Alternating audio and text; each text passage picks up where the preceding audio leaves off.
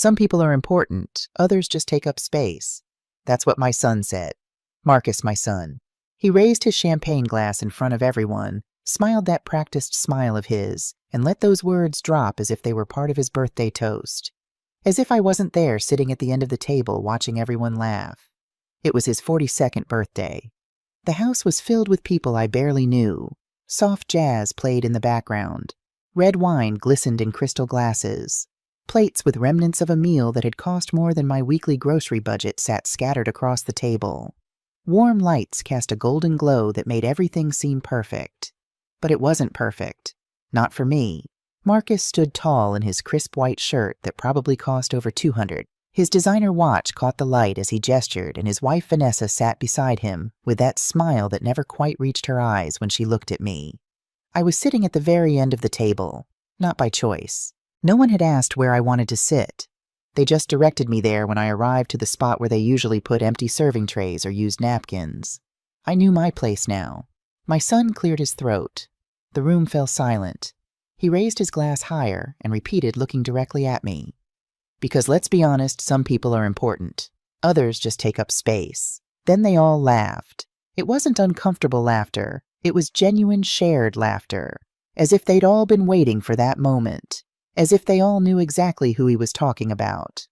Vanessa covered her mouth with her manicured hand, but her eyes sparkled with amusement. His cousins nodded appreciatively. His Aunt Alma lowered her gaze, but smiled too. I didn't move. I didn't scream. I didn't cry.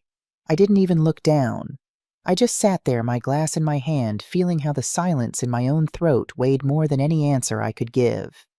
I felt heat rise up my neck, not from shame, but from rage. Cold, controlled rage. The kind that burns you from the inside but doesn't make you tremble. The kind that teaches you to wait for the exact right moment. Marcus kept talking. I mean, you have to be realistic, right? There are people who add value, and there are people who, well, he shrugged dramatically. Everyone laughed again. Someone said cheers, and glasses clinked together in a musical chorus of expensive crystal. I remained motionless watching him, remembering when he was 5 years old and cried in the middle of the night with a fever of 103. I didn't sleep that night. I stayed awake putting cold cloths on his forehead, singing softly to calm him down. We didn't have money for the doctor. We barely had enough to eat. But I was there.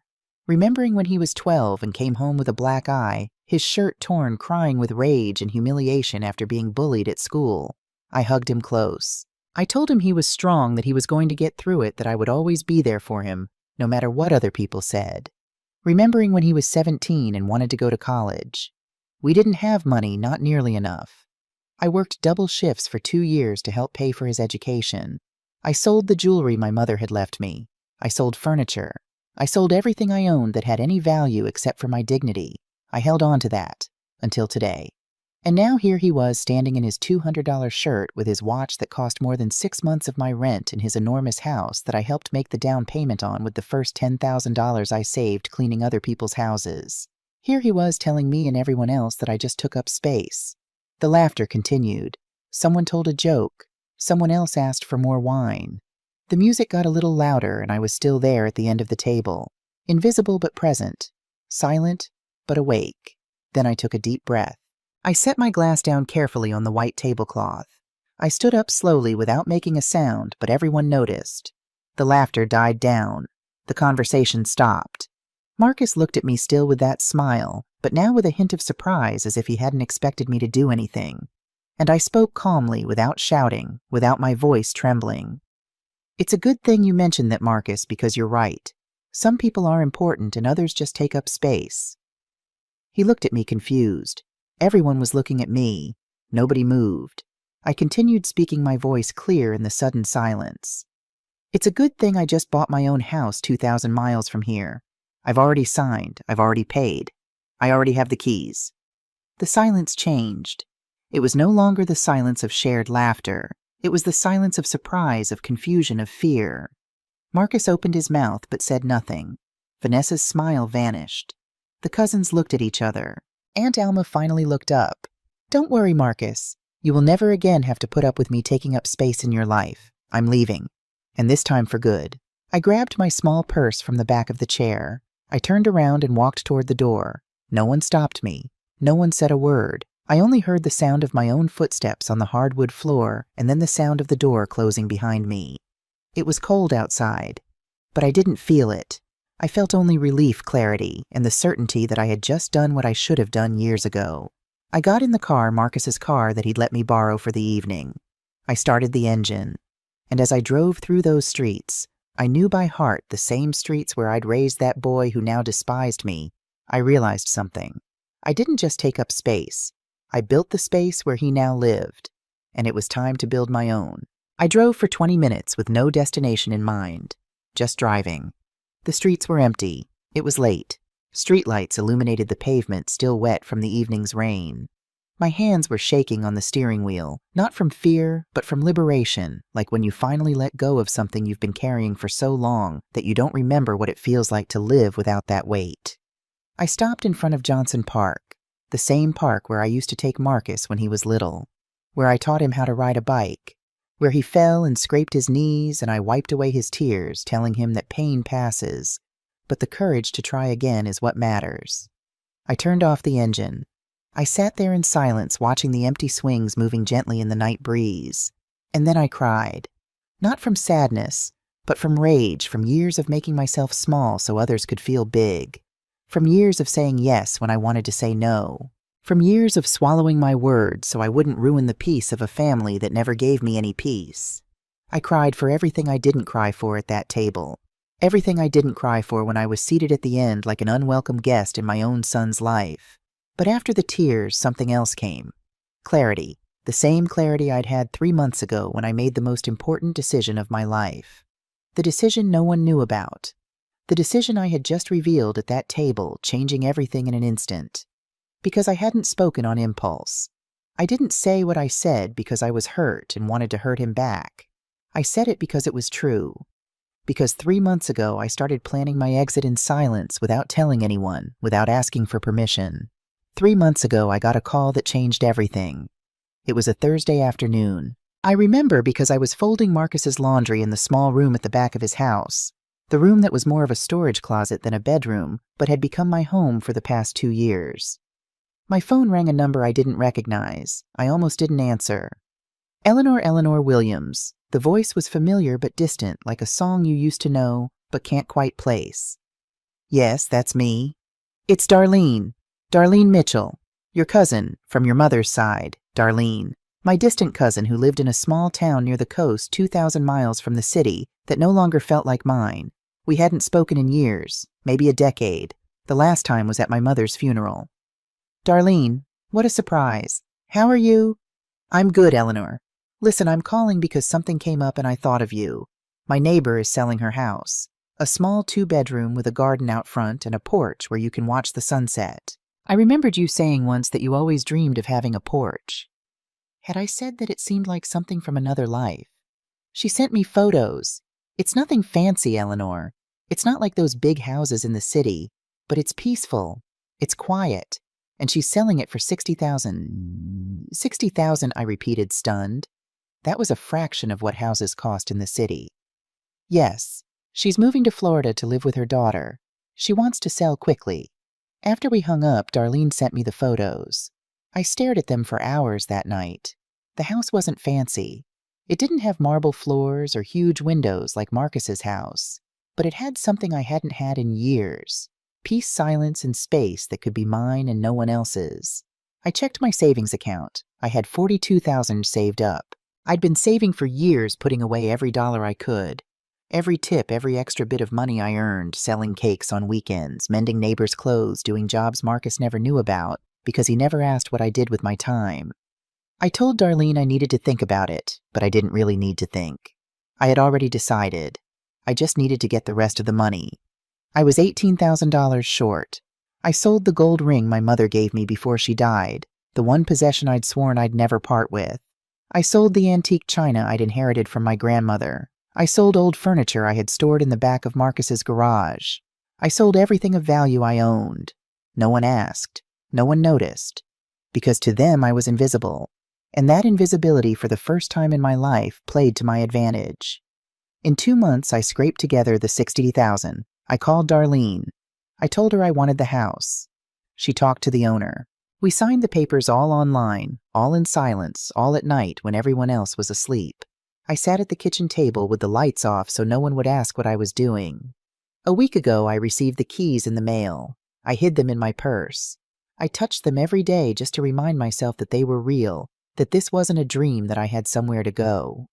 And today, when Marcus said what he said, when he humiliated me in front of everyone, when he confirmed what I already knew, that to him I wasn't his mother, but a problem, a burden, something that just took up space, I knew it was time to speak up. Not for revenge, but for the truth. I dried my tears. I started the car again. I wasn't going back to that house. Not tonight. Maybe never again. I drove to a small motel downtown, a simple, clean place where no one knew me. I paid for one night, went up to the room, sat on the bed, and looked at my phone. 12 missed calls, all from Marcus. 3 text messages from Vanessa, 1 from Aunt Alma. None of them said I'm sorry. They all said things like, "We need to talk," or "This is a misunderstanding," or "You can't just leave like this." I turned off the phone. I lay down, and for the first time in years, I slept without feeling like I owed anyone anything. The next morning, I woke up early. The sun was streaming through the thin curtains of the motel room. I showered, got dressed, and went down for breakfast. The coffee was hot, the toast was fresh, and I was alone. But I didn't feel lonely. I felt free. I turned on my phone. More calls, more messages. This time, even the cousins had written. Everyone wanted to know if it was true, if I was really leaving, if I had really bought a house, if I was really going to leave them. I only answered one message, Darlene's. I told her, "I'll be there in 3 days. Thank you for everything." Then I deleted the rest without reading them. I didn't block anyone. I just didn't answer, because I didn't owe them an explanation. I didn't owe them my time. I didn't owe them anything. I spent that day organizing my things. I didn't have much. My entire life fit into 4 boxes, clothes, a few books, old photos. I didn't look at anymore, but couldn't throw away a knitted blanket I'd made years ago, a rosary that belonged to my grandmother. That was it. I didn't have furniture because the furniture belonged to Marcus. I didn't have dishes because the dishes were from his house. I had nothing that was truly mine except those 4 boxes and the $60,000 I had used to buy my freedom. I hired a small moving company. I told them to come the next day. I gave them the motel's address. I explained it was only 4 boxes. The man looked at me strangely but didn't ask questions. He just said, "Got it, ma'am. 8 a.m. tomorrow." That night I slept at the motel again. I turned off the phone again. I felt that strange peace again, the peace that hurts a little because you're leaving a whole life behind, but also brings relief because you know that life was no longer yours. I thought about Marcus, about the boy he was, about the man he had become. And I wondered at what point I lost one and gained the other. At what point love became dependency. At what point my sacrifice became my prison. I didn't find any answers. I only found more questions. But it didn't matter anymore because I had already made my decision. And this time, no one was going to stop me. The next morning, as the sun was just starting to rise, I woke up with a knot in my stomach.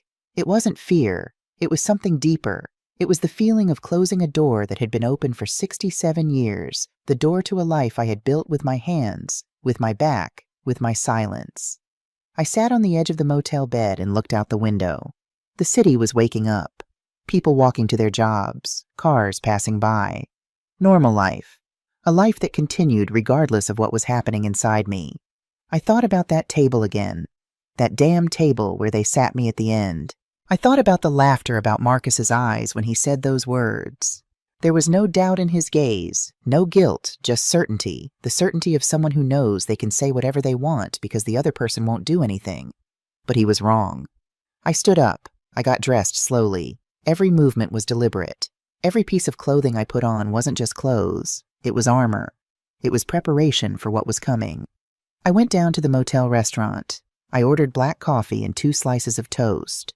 The waitress was young, maybe 20, with her hair pulled back in a ponytail and a tired smile. She asked if I was visiting the city. "No," I told her. "I'm leaving for good." She smiled wider, more genuinely, and said, "How brave." I didn't know if she meant it or was just being polite, but those words stayed with me. Was I brave or was I a coward? Was it brave to leave, or would it have been braver to stay and fight? I didn't know. I just knew I couldn't breathe in that house anymore. That every day I spent there made me smaller, that if I stayed one more year, I would disappear completely. I finished my breakfast. I went up to the room. At 8 o'clock sharp, the moving truck arrived. 2 young men, polite and efficient. They loaded my 4 boxes as if they were made of glass, though they were just old cardboard filled with things with no value to anyone but me. I gave them the address of my new house 2,000 miles away. They told me it would take 4 days to get there. I paid them half up front, $1.02. It hurt to spend that money, but it was necessary. I couldn't take the boxes with me on the bus. Yes, the bus. Because I didn't have a car. The car I drove that night belonged to Marcus. Everything belonged to Marcus, the house, the furniture, the car, even the plate I ate off of was his. I had nothing. And at the same time now, I had everything. I had a house that was mine. I had keys that only I could use. I had a future that no one else was going to control. I went to the bus station. I bought a ticket for the next day. $230, a 2-day trip with 1 stop in the middle. I didn't care. I needed that time, those hours of silence, of movement, of distance between what I was and what I was going to be.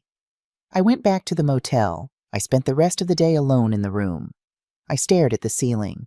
I counted the cracks in the paint. I listened to the sounds of the city through the window, someone shouting a car horn, distant laughter. Life. Life that wasn't mine, but was there, reminding me that the world kept spinning. I turned on the phone. More messages, more calls. This time there was one from Marcus that said, "Mom, we need to talk. This is ridiculous.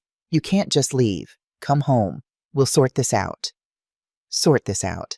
As if what happened was a technical problem. As if his words hadn't been real. As if I hadn't been there sitting at the end of the table watching everyone laugh at me. I didn't answer. I just put the phone away. I lay down. I closed my eyes and I went back to that moment, back to that table, back to hearing his voice. Some people are important. Others just take up space. I saw all their faces again. Vanessa with that hidden smile, the cousins nodding Aunt Alma who didn't have the courage to defend me. And I wondered how many times it had happened before. How many times they had talked about me when I wasn't there. How many times they had said I was a burden, that I was the problem, that it would be better if I weren't around. Probably many times. Probably for years. But that night was different. That night they said it in front of me. And that night I answered. I got out of bed. I went to the bathroom. I splashed cold water on my face. I looked at myself in the mirror. I saw a 67-year-old woman. Wrinkles around her eyes, gray in her hair, hands rough from so much work, shoulders stooped from carrying so much. But I also saw something else. I saw strength. I saw determination. I saw someone who was still alive, who could still choose, who still had a voice, even if no one had listened to it for years. I went back to bed. I picked up my phone. I wrote a single message, not to Marcus, but to myself. Just 3 words. I'm almost there. I saved it in my notes. I didn't send it to anyone. It was just a reminder, an anchor, a promise. I couldn't sleep well that night. I woke up several times. Every time I closed my eyes, I saw that table. I saw that raised glass. I saw that smile. I heard that laughter. But I also saw something else. I saw my new house. I saw the porch Darlene had shown me in the photos. I saw the small garden. I saw a place where no one was going to tell me I was taking up space because that space was going to be mine. At 5 in the morning, I was already awake. I showered. I got dressed. I went down to the front desk. I paid the bill. 3 nights, $240. I walked out of the motel with my purse on my shoulder and a strange feeling in my chest. It wasn't sadness. It wasn't joy. It was something in between. It was the weight of letting go. I walked to the bus station. The streets were still dark. There were a few vendors opening their stalls, a woman selling tamales, a man arranging fruit. It smelled like fresh coffee, like hot bread, like morning. I got to the station. I sat on a metal bench. I waited. I watched people pass by, families traveling together, couples embracing children running, and me alone. But I didn't feel lonely. I felt like I was in transition, like when you're between 2 places and don't belong to either one yet, but you know you'll arrive soon. The bus arrived at 7. I got on. I found my seat window, row 12. I put my purse on my lap. I settled in. I looked out the window. The bus started to move. And as we left the city, as the streets I knew became smaller, more distant, blurrier, I felt something I hadn't felt in years. I felt hope. Small, fragile, but real. I closed my eyes. I took a deep breath. And for the first time in a long time, I smiled not because I was happy, but because I knew I was going to be. Soon. Very soon. The bus moved down the highway and I stared out the window without really seeing anything. I thought about how I had gotten here. How a woman who once had her own dreams ended up sitting at the end of a table being the butt of her own son's joke. I closed my eyes and went back much further back. Marcus was born when I was 25. His father left when he was 6 months old. There was no goodbye, no explanation, just one morning I woke up and he was gone. He left a note on the kitchen table that said, "I can't handle this. I'm sorry." 27 letters to end a life that was just beginning. I was left alone with a baby who cried every night, with no money, no family nearby, nothing but my hands and the need to survive. I worked every job I could. I cleaned houses. I washed other people's clothes. I watched other women's children while mine slept in a cardboard box I had turned into a crib because I didn't have money to buy a real one. Marcus grew up watching that. He grew up watching his mother leave before dawn and come back after dark. He grew up eating whatever I could buy with the coins I scraped together at the end of the week. He grew up wearing clothes that other mothers threw away, clothes I mended with my own hands to make them look new. But he never lacked love. He never lacked attention. Every night, no matter how tired I was, I sat with him. I read him stories. I sang him songs. I told him he was smart, that he was strong, that he was going to be someone important in life. And he was. He graduated from high school with good grades. He got into college thanks to the savings I had scraped together for years. He studied business administration. He got a job at a big company. He started making money, good money, more money than I had ever seen in my life. At first, everything was fine. He would invite me out to eat. He would ask how I was. He would buy me small things, nothing fancy, but things that meant he was thinking of me. I was proud. I thought all the sacrifice had been worth it, that my son had grown into a good man. But then he met Vanessa, a woman from a wealthy family with an education with that air of superiority you notice from the first moment. The first time I met her, she extended her hand to greet me, but she didn't look me in the eye. She looked at the old dress I was wearing. She looked at my rough hands. She looked at me the way you look at someone who isn't on your level. Marcus didn't notice, or he didn't want to notice.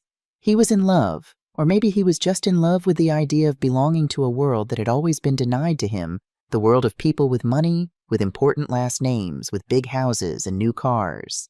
They got married 6 months later. The wedding was expensive, very expensive. 500 guests, a huge ballroom, imported flowers, French wine, a dress that cost over $8,000. I helped pay, not because he asked me directly, but he would drop comments. "Mom, the wedding is so expensive. I don't know how we're going to cover everything." And I, as always, took out my savings. $3,000 is everything I had saved at that time. At the wedding, they sat me at a table in the back, near the kitchen, far from the main table where Marcus was with Vanessa and her parents. Someone told me it was because there wasn't enough space.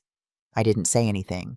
I just smiled and ate in silence while I watched my son dance with his new wife, surrounded by people who had never cleaned a floor in their lives.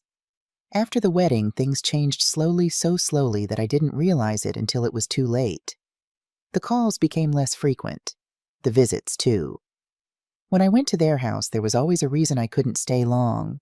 "Mom, we have an important dinner." "Mom, today isn't a good day." "Mom, we're tired." Vanessa stopped pretending to like me. She started making comments, small, sharp. "Eleanor, that blouse is getting really old."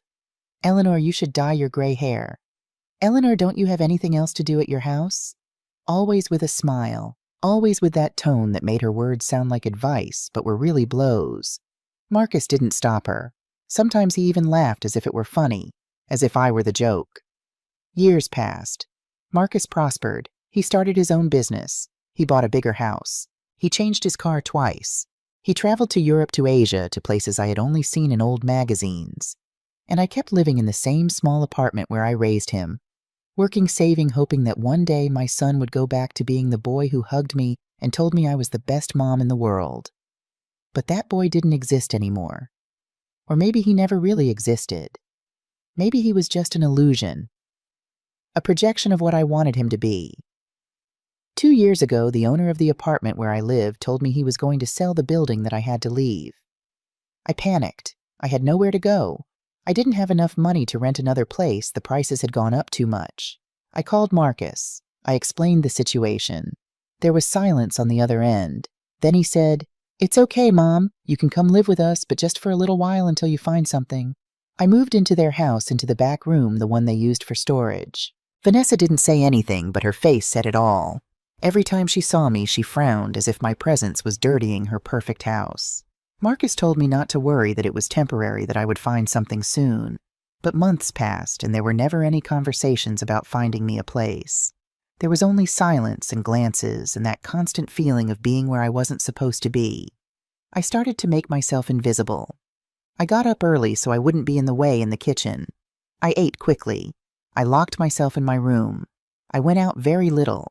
I spoke even less. I became a ghost in my own son's house.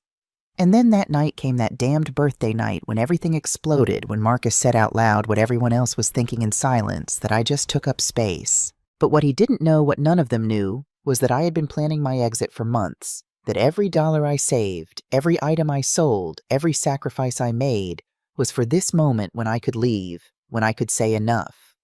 And that moment came, and I seized it. I opened my eyes. The bus was still moving. Outside, the landscape had changed. There was no more city, just countryside trees, mountains in the distance, open sky. I took a deep breath. I took the keys out of my purse. I touched them. Cold, real mine. I smiled because this time the space I was going to occupy was going to be mine, and no one, absolutely no one, was going to tell me I didn't deserve to be there. I'll continue with part 2 of the story, maintaining the same style and structure, for another 5,000 words. The bus stopped at a rest area. It was noon. The sun beat down on the windows. People started to get off to stretch their legs, buy something to eat, use the restroom. I stayed seated for another moment, looking out the window, thinking. I thought about the exact moment I decided to leave. It wasn't that night at the birthday party. It was months before, a random afternoon with nothing special about it. No big fights or hurtful words. It was simply the accumulated weight of hundreds of small humiliations that finally broke me. I was in the kitchen washing dishes. Vanessa came in, her cell phone in her hand, talking to someone. She didn't look at me. She never looked at me when she was on the phone, as if I were part of the furniture. I heard what she was saying. "Yes, it's complicated. No, it's not that she's a bad person. It's just, she's older. She needs things, attention, space, and we have our lives. Marcus works a lot. Me too. We can't be watching her all the time. Sometimes I feel like... Anyway, it is what it is." She was talking about me, as if I weren't there, as if I didn't have ears, as if I weren't a human being with feelings, but a problem that needed to be solved. I kept washing the dishes. I didn't say anything. But something inside me broke. Or maybe it didn't break. Maybe it woke up. That part of me that had been asleep for years. That part that used to have dreams, plans, its own voice. The part that I sacrificed for my son, thinking that one day he would thank me for it. I couldn't sleep that night. I stayed awake, staring at the ceiling of the back room, listening to the sounds of the house, Marcus and Vanessa laughing in the living room, the television on their normal, happy lives without me in the picture. And I asked myself, when was the last time I was happy? When was the last time I did something for myself? When was the last time someone asked me what I wanted, what I needed, what I dreamed of? I couldn't find an answer, because it had been so long that I didn't even remember what it felt like to be the owner of my own life. The next morning, I started slowly, without telling anyone. I opened a new bank account, one that only I knew about. I started depositing every cent I could save.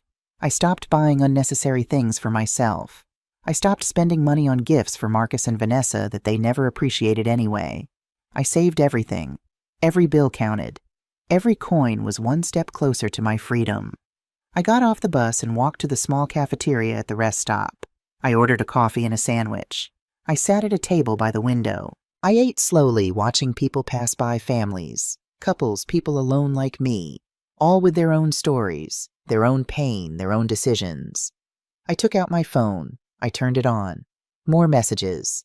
This time one from Aunt Alma that said, "Eleanor, please answer.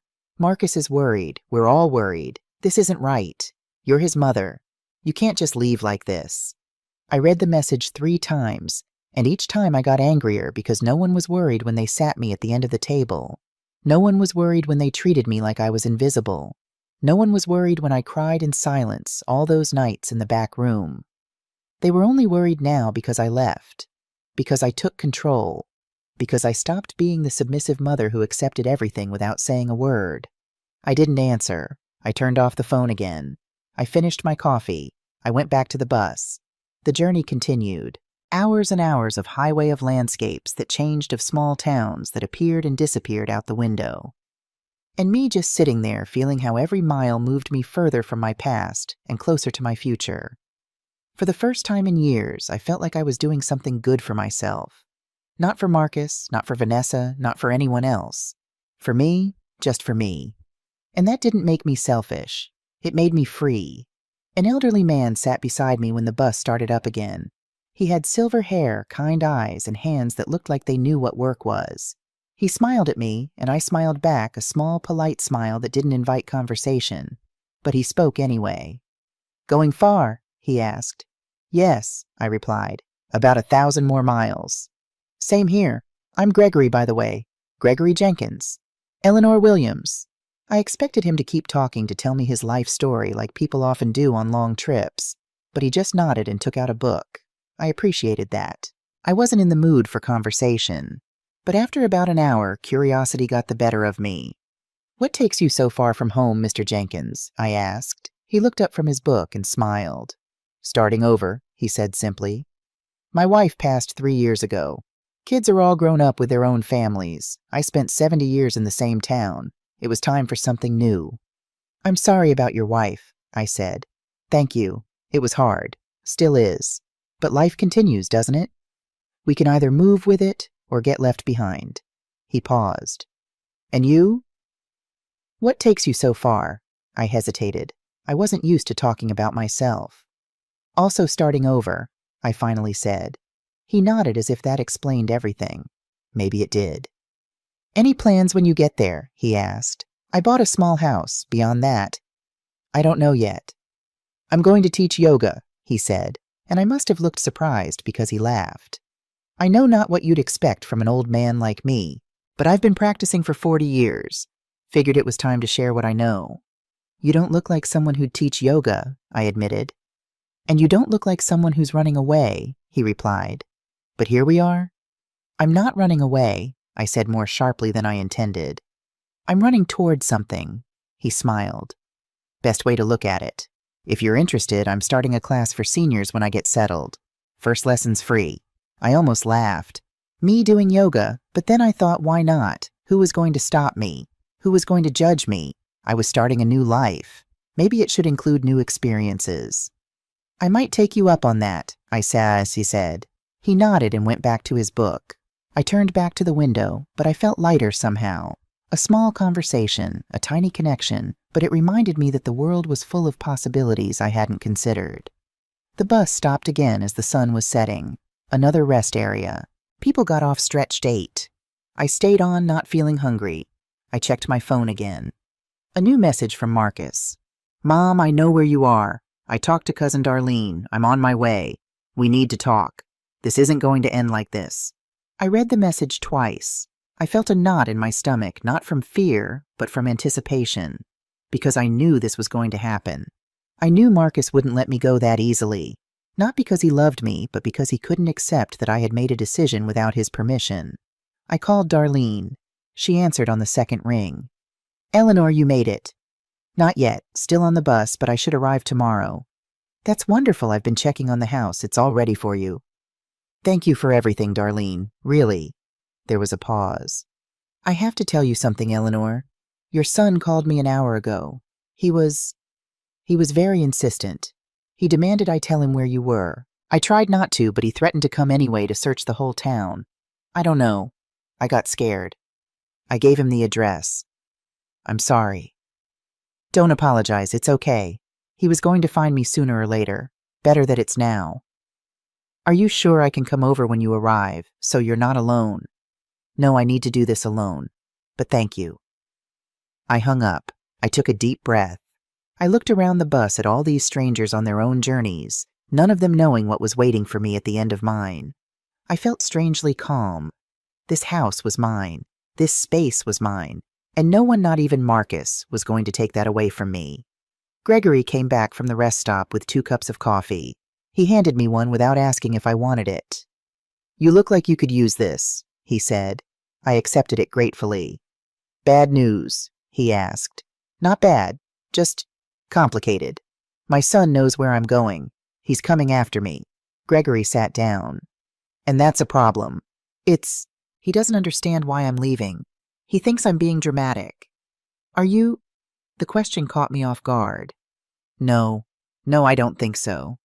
"Then it doesn't matter what he thinks, does it? It's your life." I nodded, sipping the coffee. It was surprisingly good for rest stop coffee. "It's just, he's my son. I raised him alone. I gave him everything, and now he treats me like I'm nothing, like I'm just taking up space." "Did he actually say that?" "Word for word." Gregory whistled low. "That's rough. I'm sorry. I've been living in his house for 2 years, in the back room, like an unwanted guest. And last night he made a toast at his birthday party. He raised his glass and said, 'Some people are important. Others just take up space,' looking right at me, and everyone laughed.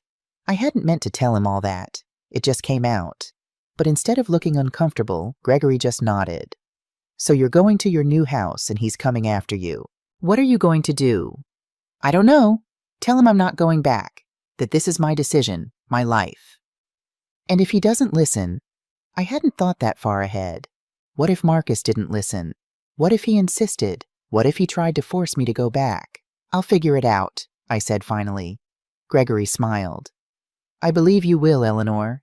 You strike me as a woman who knows her own mind.' The bus started up again, and the conversation lapsed into silence. But Gregory's question stayed with me.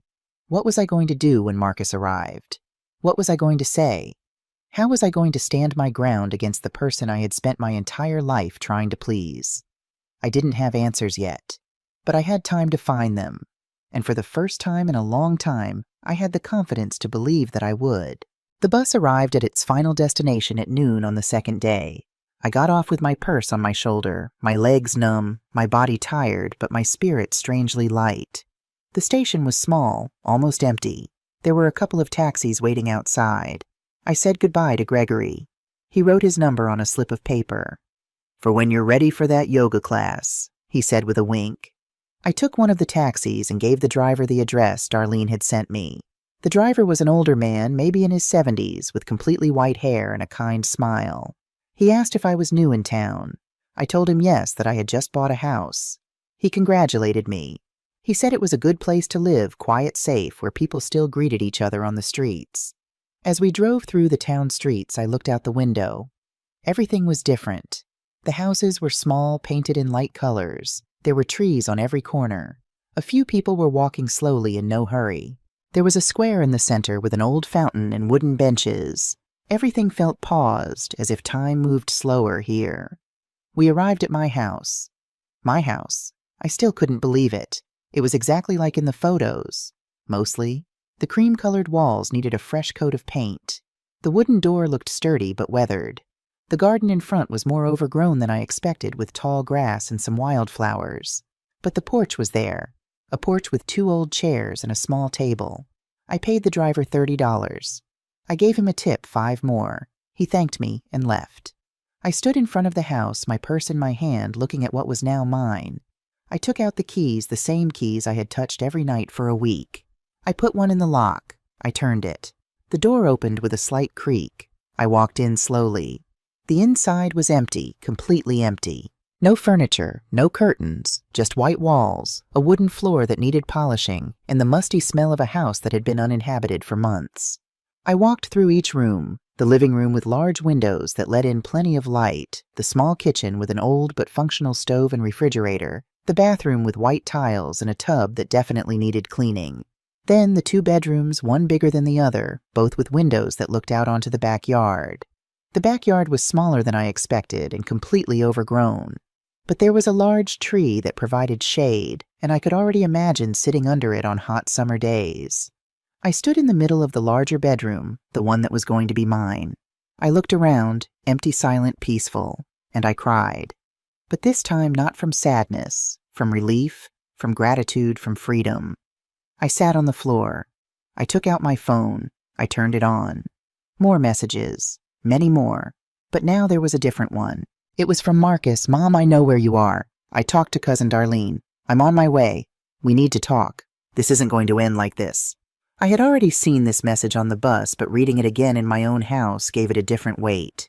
This time I wasn't afraid. This was my house, my space, my decision. I went out to explore the backyard more thoroughly. The grass was tall, almost to my knees in some places. There were weeds everywhere. But as I walked toward the back, I heard a noise, a soft whimper. I followed the sound to a small shed in the far corner of the yard. The door was slightly ajar. I pushed it open carefully.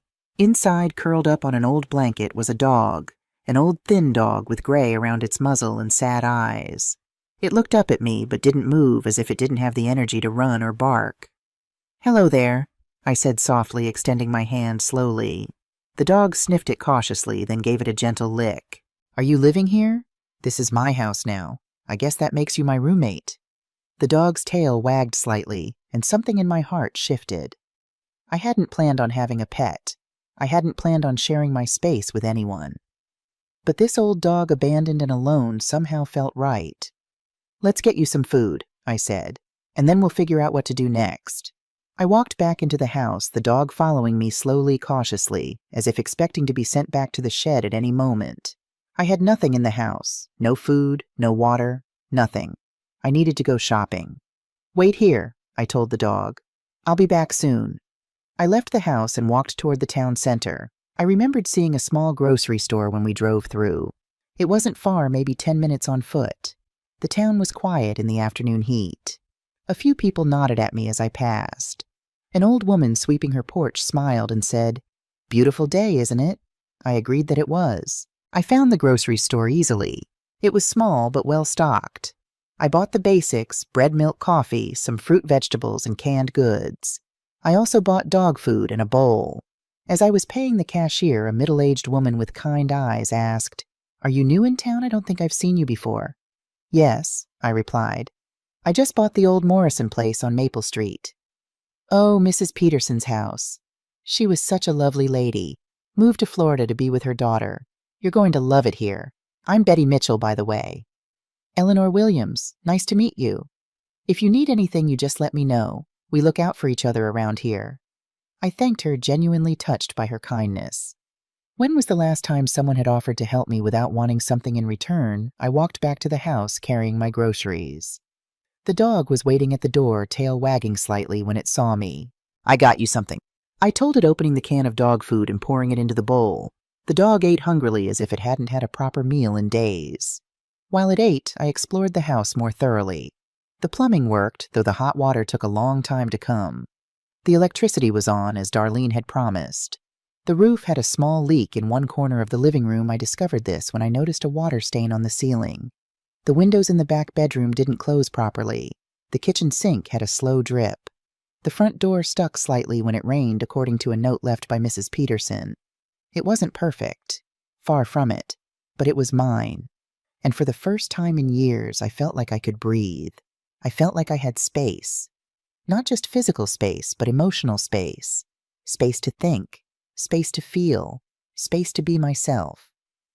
I spent the rest of the day cleaning. I swept the floors. I washed the windows. I scrubbed the bathroom until my hands were red and raw. The dog followed me from room to room, watching curiously.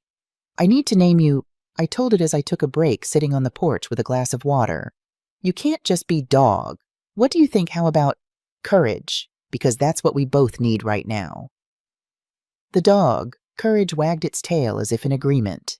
As the sun began to set, casting a golden glow over my new home, I realized I had nowhere to sleep. No bed, no couch, nothing. I had been so focused on getting here that I hadn't thought about the practicalities of living here. I went back inside. I found a closet with some old blankets that Mrs. Peterson had left behind. I made a makeshift bed in the living room. It wasn't comfortable, but it would do for now. I lay down, exhausted from the day's work. Courage curled up beside me, his warm body comforting in the emptiness of the house. I thought about Marcus, about what I would say when he arrived. I thought about the life I had left behind and the life I was about to begin. I thought about the 67 years that had brought me to this moment, this place, this decision. And then I slept a deep, dreamless sleep that came from physical exhaustion and emotional peace. I woke up to sunlight streaming through the windows and the sound of a car pulling up outside. For a moment I was disoriented. Where was I? Then I remembered. My house, my space, my life. And Marcus was here. I got up slowly. I straightened my clothes. I ran my fingers through my hair. I looked at myself in the small mirror in the bathroom, an old woman with tired eyes but a determined set to her jaw. I opened the front door and stepped onto the porch. Courage followed me, standing close by my side. Marcus was getting out of his car, a sleek black sedan that looked completely out of place in this small town. He was wearing a suit as if he had come straight from work. His face was set in a frown as he looked at the house, then at me. I didn't speak. I just stood there waiting. This was my house, my ground. I wasn't going to meet him halfway. He walked toward me, his steps measured, controlled.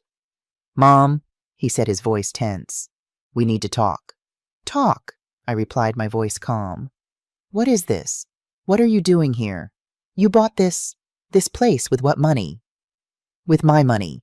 The money I saved for years. The money I earned working. The money that is mine." "You can't do this. You can't just leave like this without telling me, without talking to me. I'm your son." "I know. And I'm your mother. But apparently that didn't mean anything to you when you said what you said at your birthday party." Marcus pressed his lips together. "It was a comment, a joke. I didn't mean it." Everyone laughed, Marcus. Everyone. And you did too. Looking right at me, knowing exactly what you were saying, knowing you were humiliating me. "You're overreacting. You always overreact to everything." "No, I'm not overreacting. I'm tired. I'm tired of being invisible in your house, of being treated like a problem, of hearing you talk about me as if I wasn't there." Marcus took a step back.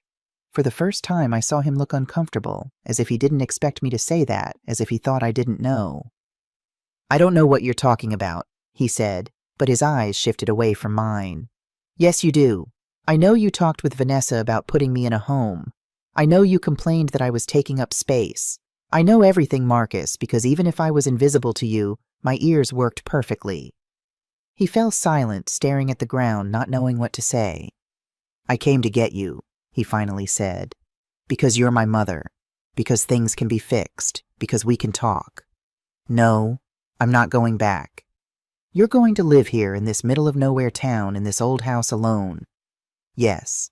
That's ridiculous. You're an old woman. You need family. You need support.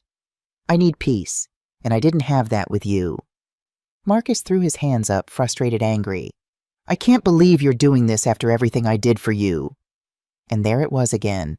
That phrase, everything I did for you. "Tell me, Marcus," I said, looking him straight in the eye. "What exactly did you do for me? Let me live in the back room of your house. Tolerate me at your dinner parties. Allow me to exist in your life, because that's not love, son. That's pity, and I don't need your pity. It's not pity, it's what obligation, duty, because that's not love either." Marcus opened his mouth. He closed it. He had no answer because he knew it was true. "I gave you everything," I said. My voice was trembling, but not from weakness, from contained strength. "I gave you my youth, my health, my money, my life. And I never asked for anything in return. Only respect. Only to be seen. Only to be treated like your mother and not like a problem. And you couldn't even give me that." "Mom, no. Not anymore. I'm not the mom who says yes to everything anymore. The one who makes herself small so you can feel big. The one who accepts the crumbs of your attention. That mom stayed at that table at that birthday party when you laughed at me." Marcus looked at me, and for the first time in years, I saw something in his eyes that I hadn't seen before. Guilt, real deep, but it was too late. "You can go now," I said. "Go back to your house, to your life. I'm going to be fine here alone in my space, the space I bought with my own money. The space where no one is going to tell me I'm in the way." Marcus didn't move for a moment. Then he nodded slowly as if he finally understood that he had lost not his mother, but his control over her. He turned around. He walked to his car. He got in. He started the engine. But before he drove away, he rolled down the window. "I didn't mean it," he said, his voice quieter now. "The toast. I was just trying to be funny. I didn't think—" "That's the problem, Marcus. You didn't think. You didn't think about how your words would hurt me. You didn't think about how it felt to be seated at the end of the table. You didn't think about me at all." He looked down. "I'm sorry." "I know you are, but sometimes sorry isn't enough. Sometimes you need time and space to heal, and that's what I'm giving myself now. Can I call you to check on you?" I thought about it. Part of me wanted to say no to cut all ties, but another part, the part that still remembered the little boy who used to curl up in my lap, couldn't do that. "Give me time," I said finally. "I'll call you when I'm ready." He nodded. He rolled up the window, and he drove away. I stood on the porch watching him leave, feeling how every foot of distance he put between us made me freer. When his car disappeared down the street, I let out the breath I had been holding. My hands were shaking. My legs were too, but not from fear, from adrenaline, from power, from finally having said everything I had held inside for years. I went into the house. I closed the door. I leaned against it. And then I cried. I cried hard. I cried it all out. I cried for the mother I was, for the son I had, for the relationship we lost, for the years I wasted hoping things would change, for all the times I swallowed my words to keep a peace that never belonged to me. Courage came to me, nudging my hand with his nose. I knelt down and hugged him, burying my face in his warm fur. "It's okay," I whispered, not sure if I was reassuring him or myself. "We're going to be okay." The next few days were strange silent. I spent my time cleaning, organizing, buying the essentials. A small table, 2 chairs, a few more pots, towels, sheets, simple curtains for the windows. Nothing fancy, nothing expensive, just what I needed to live. My 4 boxes arrived from the moving company on the 3rd day. I unpacked slowly, carefully, placing each item exactly where I wanted it. There was something deeply satisfying about deciding where things should go without asking anyone's permission, without worrying about taking up too much space. Darlene came to visit on the 4th day. She brought homemade food, fresh bread, coffee. We sat on the porch and talked. She asked how I was. I told her the truth, that I was scared but also at peace, that I didn't know what was going to happen, but that for the first time in years I felt like I was living my own life. "Marcus came," I told her. "I know. I saw him drive through town. How was it?" "Difficult but necessary." "Do you think he'll be back?" "I don't know." "Maybe, maybe not. But if he comes back, my answer will be the same." Darlene nodded. She didn't say anything else. She just put her hand on mine. That simple gesture told me more than 1,000 words. It told me I wasn't alone, that I had someone on my side, that I had made the right decision. Later that afternoon, as I was pulling weeds in the front garden, a woman walked by with 2 small children. She stopped when she saw me. "Hi there. You must be the new neighbor. I'm Jessica Parker. These are my kids, Lily and Sam." "Eleanor Williams," I said, standing up and dusting off my hands. "Nice to meet you. We live just down the street, the blue house with the swing set. If you need anything, just knock." "Thank you. That's very kind." Jessica looked at my garden. "That's a lot of work for one person. If you want, my husband can come by with the lawnmower this weekend." "That's really not necessary." "We help each other out around here," she said with a smile. "That's what neighbors do. Besides, James has been looking for excuses to use his new mower. You'd be doing him a favor." I laughed, surprised at how easy it was to talk to her. "In that case, I'd appreciate it." "Great. He'll stop by on Saturday morning, and you should come for dinner sometime. Nothing fancy, just burgers on the grill, but the kids would love to meet your dog." I was about to explain that Courage wasn't really my dog, that I had just found him, but I stopped myself. He was my dog now, wasn't he? Just like this was my house, my garden, my life. "We'd love to," I said instead. Jessica smiled. "Perfect. I'll text you the details. What's your number?" We exchanged phone numbers, and she continued on her way, the children waving goodbye to me. I waved back, feeling a strange warmth in my chest. When was the last time someone had invited me to dinner, not out of obligation, but because they genuinely wanted my company? The next day, as I was sitting on the porch with my morning coffee, an elderly woman walked by. She moved slowly with the help of a cane, but her back was straight and her eyes were alert. She stopped at my gate. "You must be Eleanor," she said. "Betty from the store told me you moved in. I'm Beatrice Mitchell. Most people call me Betty too, which gets confusing, but what can you do?" "Nice to meet you, Beatrice," I said, getting up. "Would you like some coffee?" "I would love some, thank you." She came up to the porch and settled into one of the chairs as if she had been visiting me for years. Courage, who had been napping at my feet, got up to sniff her, then laid his head on her lap. "Well, aren't you a sweetheart?" she said, scratching behind his ears. "What's his name? Courage." "Fitting. We all need a little of that, don't we?" She accepted the cup of coffee I offered her. "So, Eleanor, what brings you to our little town? Most people are leaving these days, not coming." I hesitated, not sure how much to share with this stranger, but there was something about her that made me feel at ease. "I needed a change," I said finally. "A fresh start." "At our age, brave. Most people think it's too late for fresh starts once you pass 60. Most people are wrong." She laughed, a bright, clear sound that made her seem much younger. "I like you, Eleanor Williams. I think you're going to fit in just fine around here." We talked for an hour about the town, about the neighbors, about Beatrice's life. She was a widow. Her husband had been the town doctor. She had 3 children and 7 grandchildren, all living in different states. She never asked about my past, and I didn't offer. It was refreshing to be known only for who I was now, not for who I had been or what I had done. As she was leaving, she turned to me. "There's a group of us that meets every Wednesday morning at the community center. Just some old ladies who like to talk and drink tea. You should join us next week." "I'd like that," I said, surprised to find that I meant it. Later that afternoon, a man in his 70s came by pulling a cart filled with vegetables. "James Henderson," he introduced himself. "I grow too much for just me. Thought you might like some." "That's very kind," I said, eyeing the fresh tomatoes, cucumbers, and green beans. "How much do I owe you?" He looked offended. "Nothing. That's not how we do things here. You need something I have extra, I share. Simple as that." "Then thank you. I appreciate it." He nodded, looking around my yard. "Jessica mentioned you might need some help with the lawn. I'll be by on Saturday with my mower. You really don't have to." "I want to," he interrupted. "Haven't had a new neighbor in years. It's exciting." I laughed. "Well, when you put it that way, how can I refuse?" He smiled, tipped his hat, and left whistling as he pulled his now empty cart down the street. I went back inside carrying the vegetables. I laid them on the counter and just looked at them for a moment.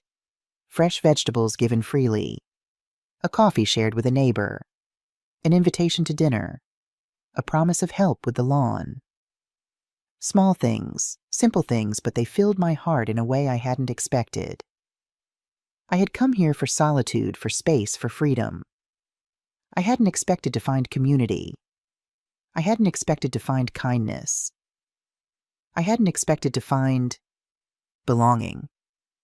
My phone buzzed, a message from Marcus. "I hope you're settling in okay. The house looks nice from what I could see. I'm sorry about everything.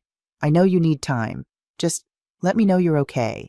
I read it twice, feeling a complex mix of emotions, anger, sadness, a lingering sense of betrayal, but also a small, reluctant tenderness. He was my son, after all. The boy I had raised, the man he had become with all his flaws and failures. I didn't answer. Not yet. I wasn't ready. But for the first time, I felt like maybe someday I could be. Not today, not tomorrow, but someday. I put my phone away. I went to the kitchen and started washing the vegetables, planning what to cook for dinner. A simple meal just for me and Courage. The first of many in our new home, in our own space. I'll continue with part 3 of the story, maintaining the same style and structure, for another 5,000 words. A week passed, then 2. Life began to take shape. I got up early each morning. I drank coffee on the porch, watching the sunrise paint the sky in shades of pink and gold. I worked on the garden little by little, pulling weeds, planting flowers that Beatrice had given me cuttings of. I shopped at the town market, walking among the stalls, greeting people who already knew my name. I was in no hurry. I had all the time in the world. James Henderson came by on Saturday as promised, pushing a lawnmower that looked almost new. He spent 2 hours trimming my overgrown lawn, refusing any offer of payment. "Just some lemonade if you've got it," he said, wiping sweat from his brow. We sat on the porch afterward, drinking lemonade and talking about gardening. He was a widower, his wife having passed away 5 years ago. They had been married for 43 years. "It's still strange," he said, looking out over the freshly cut lawn. "Waking up alone after all those years. You get used to it, but it never feels quite right." I nodded, understanding perfectly. Though my situation was different, I knew what it was like to feel that something fundamental was missing from your life. "Do you have children?" I asked. "2 daughters. Both live on the West Coast. They call every Sunday visit on holidays. Good girls, but busy with their own lives." He paused. "A son," I said simply. James nodded, not pressing for more information. Another thing I appreciated about this town, people didn't pry. They accepted what you offered and didn't demand more. My phone kept getting messages, but fewer and fewer. Marcus wrote a few more times. Short, tentative messages. "I hope you're okay. Let me know if you need anything. Vanessa sends her regards." Never an "I'm sorry." Never an acknowledgement of what he had done. Just empty words that meant nothing. I didn't answer because I had nothing to say, because the conversation had ended that day on the porch, because I no longer owed him my time or my energy. Vanessa had also stopped writing. She disappeared from my life as easily as she had entered it, as if she had never meant anything, and she probably hadn't. Aunt Alma was the only one who kept insisting. She called me every week. She told me I had to forgive, that family was the most important thing, that I was being selfish, that a mother doesn't abandon her son. One day I let her talk. I listened to everything she had to say, and when she finished I told her calmly, "Alma, I didn't abandon my son. My son abandoned me years ago. I just finally accepted that reality." She didn't know what to say. She hung up. She didn't call back. And that was okay, because I learned that family isn't always blood. Sometimes family is the people you choose, the people who see you, the people who respect you, the people who make you feel like your existence matters. Jessica invited me for dinner as promised. Her house was small, and cluttered toys scattered across the living room, dishes piled in the sink, a general sense of cheerful chaos. Her husband, Mike, grilled burgers in the backyard while the children played with Courage, who seemed to be having the time of his life. "I hope the mess doesn't bother you," Jessica said, handing me a glass of iced tea. "I always mean to clean up before company, but somehow there's never enough time." "It's perfect," I said honestly. "It feels like a home." Jessica smiled, relieved. "That's what I tell Mike when he gets stressed about it. A home should look lived in, right? We ate at a picnic table in the backyard, the children chattering about school, Mike talking about his job at the local hardware store, Jessica sharing gossip about people I didn't know yet, but would soon meet. They included me in the conversation, effortlessly asking my opinion, listening to my responses, making me feel like I belonged at their table. After dinner, as we were washing dishes, Jessica said, "I hope this isn't too forward, but we were wondering if you might be interested in watching the kids sometimes. Just for a few hours after school. I work part-time at the bakery, and Mike's schedule doesn't always line up. We'd pay you, of course." I was surprised. "You'd trust me with your children. You barely know me." Jessica laughed. "Eleanor, this is a small town. I know you better than you think. Beatrice vouched for you, and that woman has a sixth sense about people. Besides, the kids already adore you and that dog of yours." I thought about it. It would be nice to have a purpose, a reason to get up in the morning. And I had always loved children. "I'd be happy to," I said. Jessica hugged me impulsively. "Thank you. You're a lifesaver." I walked home that night feeling lighter than I had in years. I had a place to live. I had neighbors who were becoming friends. I had a dog who greeted me with unconditional joy every time I walked through the door. And now I had a purpose, a way to contribute, a way to be needed without being used. For the first time since arriving, I felt like this wasn't just a house. It was becoming a home. The next morning, as I was drinking my coffee on the porch, a car I didn't recognize pulled up in front of my house. My heart raced for a moment, thinking it might be Marcus again. But the person who got out wasn't my son. It was Rodrigo Marcus's cousin, the one who had sent me that message after the birthday party. He walked toward me, his hands in his pockets, looking uncomfortable but determined. "Aunt Eleanor," he said, "I hope I'm not bothering you."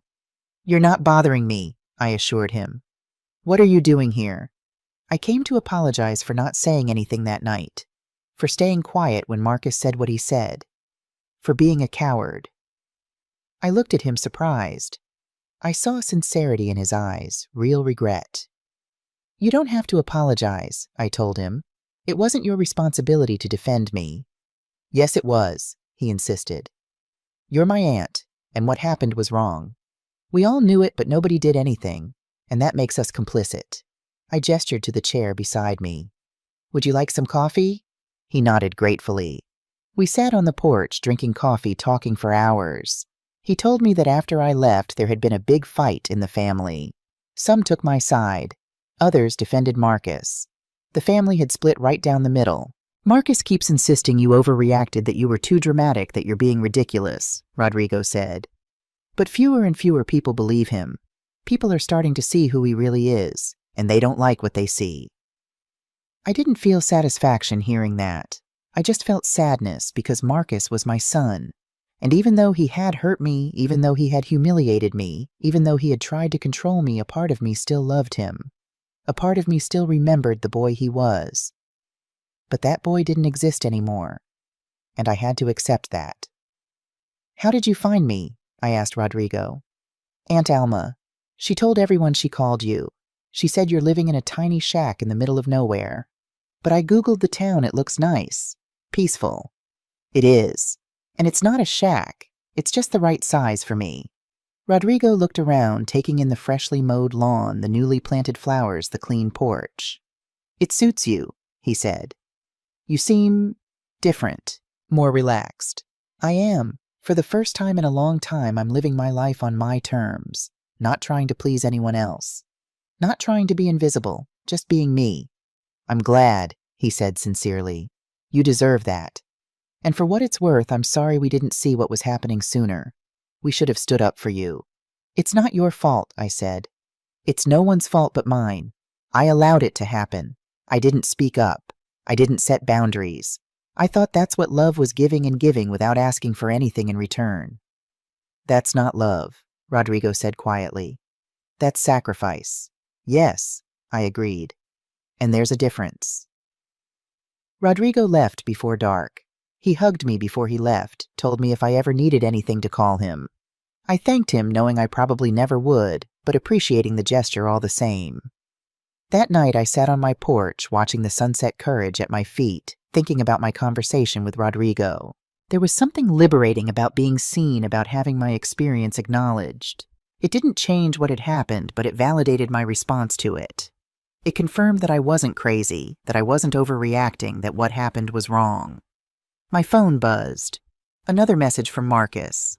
Mom, please answer. I need to know you're okay. For the first time, I felt a twinge of something other than anger or hurt. It was concern not for myself, but for him. Was he really worried? Did he really care? Or was this just another attempt to control me, to pull me back into the orbit of his life on his terms? I didn't know. And until I did, I wasn't going to respond.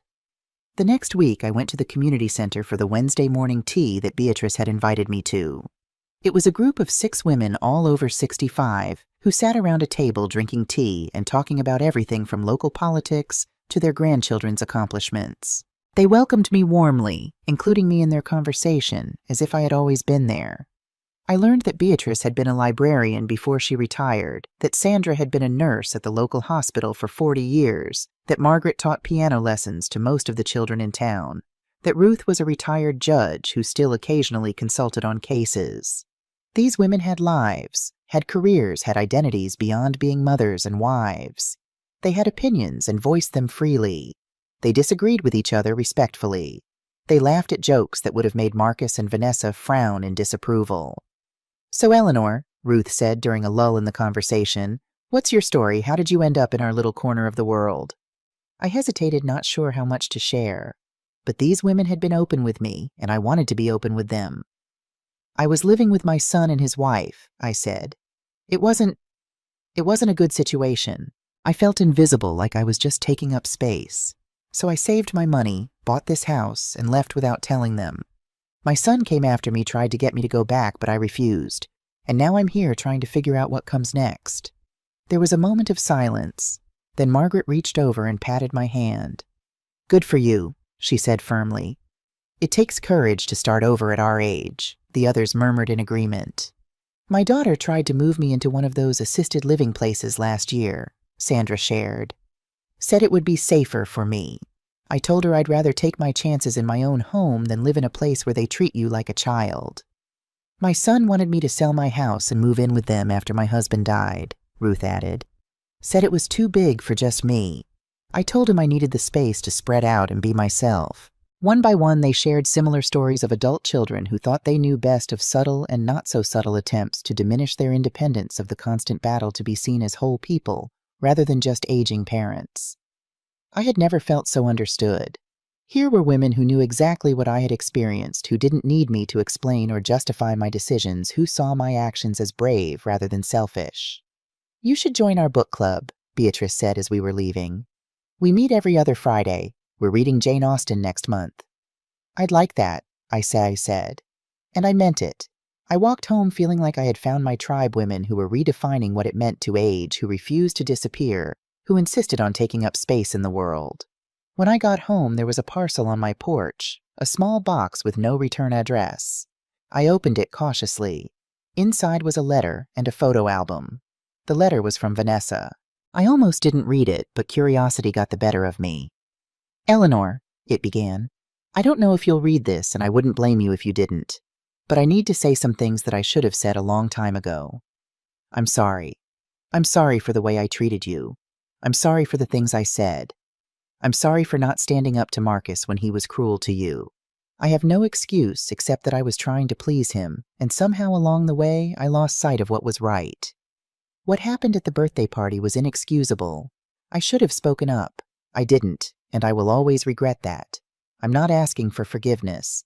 I just wanted you to know that I recognize the harm I caused, and I am truly deeply sorry. The album has photos of your grandchildren. I thought you might want to have them. Vanessa. I was stunned. Of all the people I expected to apologize, Vanessa was the last. She had always seemed so confident, so sure of herself, so dismissive of me. What had changed? I opened the photo album. It was filled with pictures of Marcus's children, Emma now 14 and Jack 11. Children I rarely saw because their parents were always too busy for visits, because I was never invited to their school events or sports games, because I was kept at arm's length from their lives. There they were smiling at the camera, growing up without me. Emma looking more like her father every year with the same determined set to her jaw. Jack with his mother's eyes, but my laugh head thrown back in unrestrained joy. I felt tears well up. These were my grandchildren, my flesh and blood, and I barely knew them. They barely knew me. And that wasn't their fault. It wasn't even entirely their parents' fault. It was a situation we had all created and allowed to continue. But maybe it wasn't too late to change that. I reached for my phone. I didn't call Marcus. I wasn't ready for that yet. But I did something I had never done before. I texted Emma directly. Emma, it's your grandmother. I got a new phone number. I wanted to say hello and see how you're doing. I miss you. I didn't expect a response right away. Teenagers are busy, and for all I knew, she had been told not to contact me. But within minutes, my phone buzzed. Grandma, where are you? Dad said you moved away. Are you okay? I miss you too. I smiled through tears. I'm fine, sweetheart. I bought a small house in a nice town. It's peaceful here. I even have a dog now. A dog? What kind? What's its name? Can I visit sometime? The eagerness in her texts warmed my heart. His name is Courage. He's a mixed breed older, very gentle. And yes, I would love for you to visit. We would have to talk to your parents about it, though. There was a pause before her next message came through. Dad's been weird since you left. He doesn't talk about it, but Mom says he's upset. I think he misses you, but doesn't know how to say it. I didn't know how to respond to that.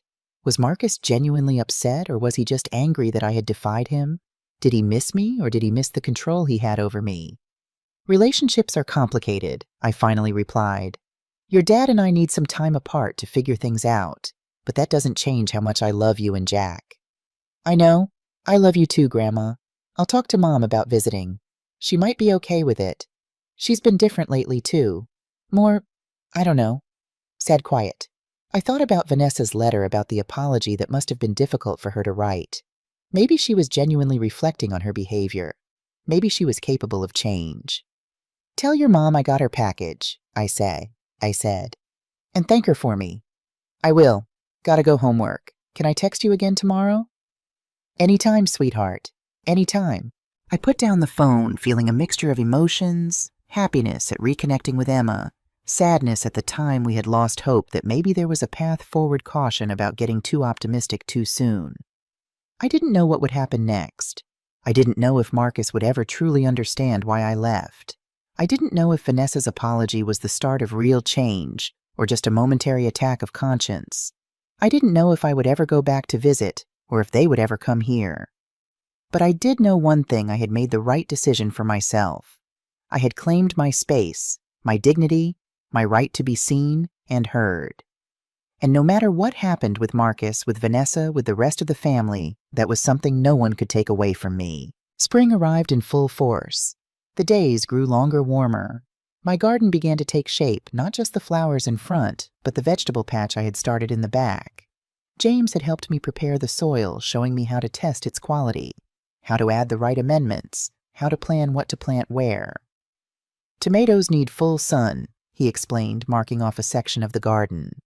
And they shouldn't be planted in the same spot year after year. Beans are good companions for them, they add nitrogen to the soil. I listened, took notes, asked questions. Gardening was new to me. In the city in Marcus's house, I had no space for plants. Here I had enough room to experiment, to learn to grow food with my own hands. The first time I pulled a radish from the ground, wiped it clean, and bit into it, spicy, crisp, alive with flavor, I felt an almost childlike wonder. I had done this. I had planted a seed, watered it, weeded around it, and now I was eating the result. It was a small thing, a simple thing, but it filled me with a sense of accomplishment I hadn't felt in years. Jessica's children started coming over after school 3 days a week. I helped them with homework, baked cookies with them, read them stories. Lily at 8 was serious and thoughtful, always asking questions about how things worked. Sam at 6 was a bundle of energy, never still, always laughing. They brought noise and chaos into my quiet house, and I found I welcomed it. Their presence filled a void I hadn't fully acknowledged. One afternoon, as Lily was helping me plant marigolds along the front path, she said, "My mom says you're starting your life over. Is that true?" I thought about how to answer in a way a child would understand. "In a way," I said. "I lived one kind of life for a long time. Now I'm trying something new. Isn't that scary, starting over?" "Yes, sometimes, but it's also exciting, like when you start a new grade at school. It's a little scary, but also a chance to learn new things." She considered this, her small face serious. "I think you're brave," she said finally. "Like in the stories where the hero has to leave home to find what they're looking for." Out of the mouths of babes, I thought. "Thank you, Lily. That's a very nice thing to say." "What are you looking for?" she asked. I paused, trowel in hand. What was I looking for? Peace, certainly. Independence, self-respect. But there was something else, something I hadn't quite defined even to myself. "I think I'm looking for joy," I said finally. "The joy of being exactly who I am without apology." Lily nodded as if this made perfect sense to her.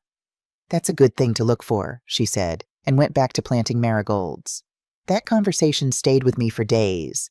The joy of being exactly who I am without apology. Had I ever allowed myself that? Had I ever fully known who I was, separate from being a mother, a caretaker, a background figure in other people's lives? I wasn't sure. But I was learning. Every day I was learning.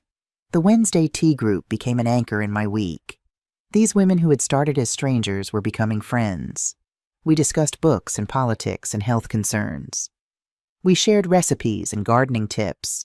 We talked about our families, the good, the bad, the complicated. I told them about Emma's texts, about Vanessa's letter, about my cautious hope for some kind of reconciliation with Marcus. "Just be careful," Ruth advised.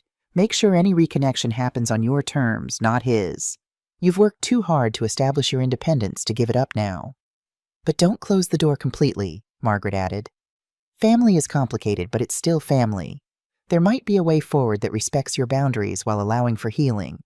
I appreciated their different perspectives, the way they challenged me to think deeply about what I wanted, what I needed, what I was willing to give. Beatrice's book club was another highlight. We read Jane Austen as promised, then moved on to more contemporary novels. I had always loved reading, but rarely had the time or energy for it in recent years. Now I devoured books, staying up late to finish just one more chapter, making notes in the margins, eager to discuss my thoughts with the group. One Friday after we had dissected the latest selection, Beatrice pulled me aside. "We're having a fundraiser for the library next month," she said. "A used book sale. We need volunteers to help sort donations and staff the tables. Would you be interested?" "I'd love to," I said without hesitation. "Just tell me when and where." "Wonderful. And one more thing, we're also looking for people to read stories to the children on Saturday mornings. I thought of you immediately. You have such a nice reading voice and you're so good with Jessica's kids." I was touched that she had thought of me, that she saw qualities in me that I was only beginning to recognize in myself. "I've never done anything like that before," I admitted. "But I'd be happy to try." "Perfect. You'll start next Saturday. Just pick a few picture books you like. The children are usually between 4 and 8 years old." I spent the next week preparing for my first reading session. I went to the local bookstore and carefully selected books I thought children would enjoy, stories about adventure and courage and discovering who you are. When Saturday came, I was nervous. What if the children were bored? What if I couldn't hold their attention? What if I made a fool of myself? But as I sat in the children's section of the library, a circle of young faces looking up at me expectantly, something shifted. I forgot my nervousness. I forgot my age. I forgot everything except the story and the connection with these small, eager listeners. I read with different voices for different characters. I showed the pictures slowly, making sure everyone could see. I asked questions, encouraging the children to guess what might happen next. And they responded, laughing at the funny parts, gasping at the surprises, leaning forward during tense moments. When the hour was over, several of them asked when I would be back. "Next Saturday," I promised, "with new stories." Beatrice, who had been watching from the back of the room, gave me a thumbs up. "You're a natural," she said as the children dispersed. "It felt good," I admitted, like I was doing something that mattered. "You were. Never underestimate the importance of stories in children's lives. You're planting seeds that will grow in ways you can't even imagine." Planting seeds. It was a metaphor I understood now in a way I hadn't before. In my garden, in these children's minds, in my own life, I was planting seeds that would grow into something new, something I couldn't fully envision yet, but trusted would be beautiful. Emma continued to text me regularly. She sent me pictures of her artwork. She was talented with an eye for detail I hadn't known about, updates on her school projects, complaints about her brother that made me laugh out loud. One day she sent a message that caught me off guard. "Mom says we might come visit you this summer. Would that be okay?" I had to sit down. Vanessa wanted to bring the children to visit me, without Marcus. What did that mean? "I would love that," I replied carefully. "But what does your father think about this?" "I don't know. They've been fighting a lot lately. Not yelling or anything, just tense. Mom wants us to come, but Dad doesn't talk about it."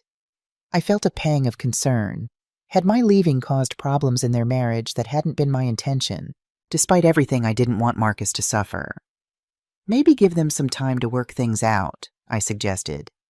"But know that you are always welcome here anytime." "Thanks, Grandma. I miss you." "I miss you too, sweetheart." That night, I received a text from a number I didn't recognize. "Eleanor, it's Vanessa. I hope you don't mind me texting. I wanted to thank you for staying in touch with Emma. It means a lot to her. And to ask if you would be open to us visiting this summer. Just me and the kids. Marcus needs more time. Would that be okay?" I stared at the message for a long time. This was unexpected. Vanessa, who had once barely acknowledged my existence, now wanted to bring my grandchildren to visit me without her husband, my son. What was happening in their home? Was this a genuine olive branch or something else entirely? I thought about Ruth's advice to be cautious, to make sure any reconnection happened on my terms. I thought about Margaret's encouragement not to close the door completely. "Vanessa," I wrote back, "thank you for the photo album. The children have grown so much. Yes, you and the kids are welcome to visit this summer. My home is small, but there's room. And there's a nice hotel in town if you prefer. Let's talk more as the time gets closer." Her reply came quickly. "Thank you, Eleanor. That means more than you know. We'll make it work. The kids are very excited. And Eleanor, I truly am sorry for everything." I put down the phone, feeling a strange mixture of emotions: hope, caution, curiosity, a lingering sense of hurt, but also the possibility of healing. Maybe this was the beginning of something new, not just for me, but for all of us. Maybe my leaving had created space for change that wouldn't have been possible otherwise. I didn't know what would happen with Marcus, whether he would ever understand, whether he would ever truly apologize, whether we could find our way back to some kind of mother-son relationship that was healthy and mutual. But I did know that I was building a life here, a life with friends, with purpose, with joy. A life where I wasn't just taking up space, but filling it with meaning. A life that was mine on my terms, and that more than anything was what I had been looking for all along. The next morning, as I was having coffee on the porch, watching the sun rise over my garden, I noticed something in the yard, a small envelope placed under a stone. I went to investigate. Inside was a simple note. "Mom, I'm sorry. I miss you. Can we talk, Marcus?" I looked around, but there was no sign of him. Had he driven all this way just to leave a note and then leave again? Or was he still in town waiting for my response? I held the note in my hand, feeling the weight of those few words. After all this time, after everything that had happened, my son had finally said the words I had been waiting to hear. "I'm sorry." It wasn't enough, not by itself. "I'm sorry" couldn't erase months and years of being made to feel small, insignificant in the way.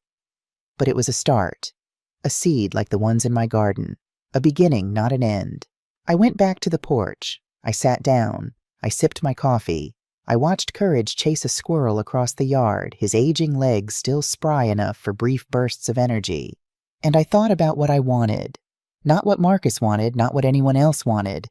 What I wanted. I wanted peace. I wanted respect. I wanted to be seen and heard. I wanted relationships based on mutual care, not obligation or control.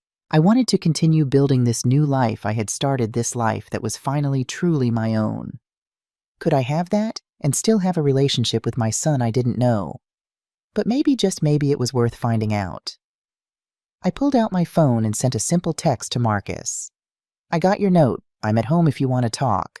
Then I put the phone down, picked up my gardening gloves, and went to tend to my tomatoes. Whatever happened next, whatever Marcus said or didn't say, however this story unfolded, I knew one thing for certain: I would never again make myself small to make someone else feel big. I would never again believe that I was just taking up space. Because I wasn't just taking up space. I was creating space, a space where I could grow, learn, contribute, connect. A space where I could be fully myself, without apology or explanation. A space that was mine by right, not by permission. My own space. What would you do if you were in my place? Have you ever been through something similar? Comment below. And be sure to check out 2 other stories that are channel favorites: My Daughter-in-Law Mocked My Cooking and The Inheritance That Changed Everything.